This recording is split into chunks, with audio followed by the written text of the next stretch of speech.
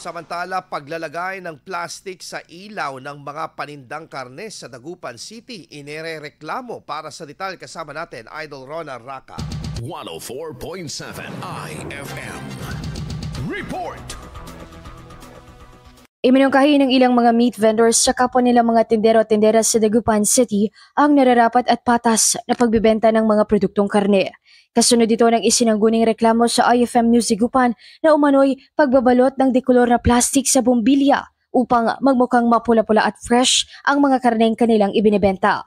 Ayon sa ilang mga nakapanayam ng IFM News Dagupan, napapansin umano ng ilan sa mga tindera ay may isinasagawang paghahalo ng frozen sa kanilang bentang fresh meat.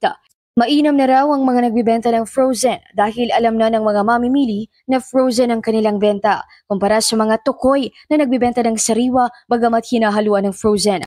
Samantala, inihayag ng mga ito ang pagsasaalang-alang din dapat sa mga karapatan ng mga consumer dahil kung ipagpapatuloy umano ang ganitong kalakaran ay isa itong uri ng panloloko.